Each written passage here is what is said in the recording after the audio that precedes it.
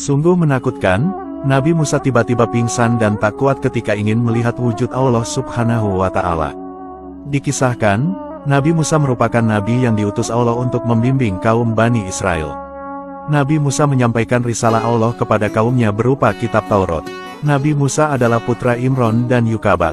Selain Nabi Musa, keluarga tersebut memiliki dua anak lain, yaitu Miriam dan Harun.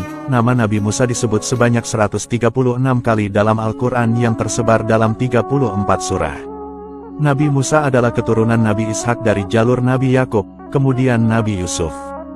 Dalam tafsir Al-Azhar jilid 8 oleh Hamka disebutkan, bahwa pada zaman Nabi Yusuf berkuasa di Mesir, ia mengundang sang ayah yaitu Nabi Yakub beserta 11 saudaranya untuk pindah ke Mesir.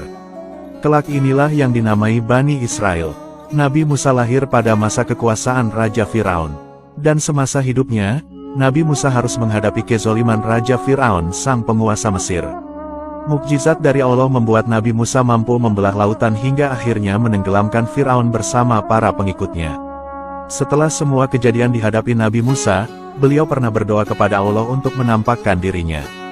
Namun setelah itu, kejadian dahsyat dialami Nabi Musa ketika Allah merespon doanya. Dalam Al-Quran Surat Al-A'raf dijelaskan, pernah suatu ketika Nabi Musa meninggalkan kaumnya, dan meminta saudaranya yakni Nabi Harun untuk memimpin Bani Israel. Nabi Musa kemudian naik ke sebuah gunung yang bernama Gunung Sinai. Setelah menyempurnakan 40 hari 40 malam dengan berpuasa dan beribadah di gunung tersebut, Allah kemudian berfirman dan menurunkan kitab Taurat kepada beliau. Dan tatkala Musa datang untuk munajat dengan kami pada waktu yang telah kami tentukan, dan Tuhannya telah berfirman langsung kepadanya, bertanyalah Musa, ya Tuhanku, tampakkanlah dirimu kepadaku agar aku dapat melihat kepada engkau. Quran Surat Al-A'raf ayat 143. Peristiwa itu tentunya di luar nalar. Pemandangan ini layaknya hubungan sebutir debu yang terbatas fana dengan wujud Zat yang Maha Penguasa dan Pencipta yang abadi tanpa perantara. Kejadian yang dialami Nabi Musa ini tentunya menjadi kejadian yang membingungkan. Tetapi, Nabi Musa mampu menerima kalimat-kalimat Allah dan membuatnya begitu rindu dan ingin melihat Tuhannya.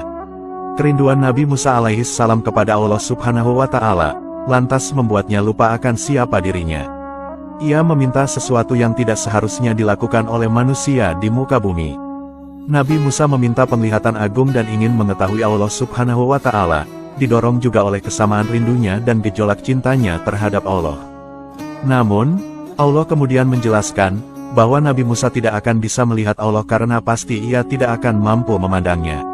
Allah kemudian menjadikan sebuah gunung. Allah kemudian berfirman kepada Nabi Musa, engkau sekali-kali tidak akan mampu melihatku. Tetapi, arahkanlah pandanganmu ke gunung itu.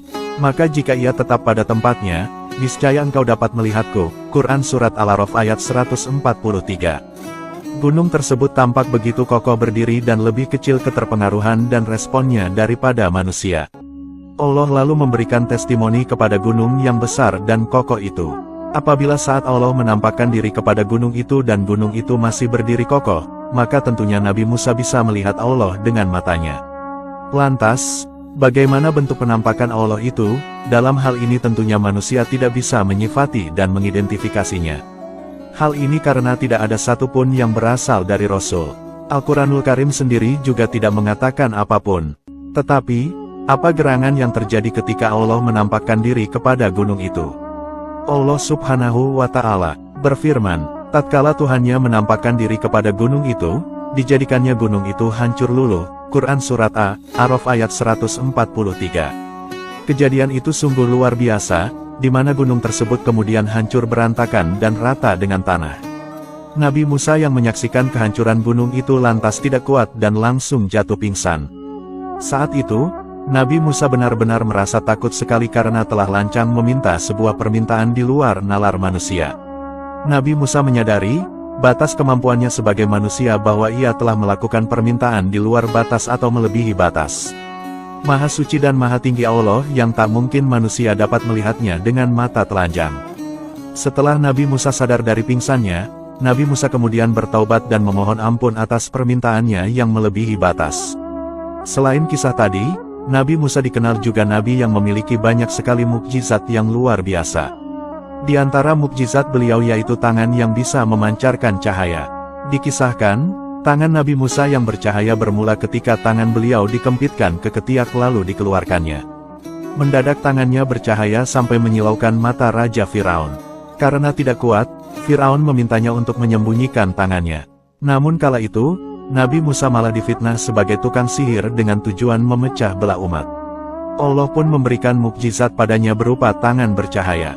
Allah mengabadikan peristiwa ini pada beberapa ayat dalam Al-Quran. Mukjizat Nabi Musa selanjutnya adalah angin topan penyebab paceklik.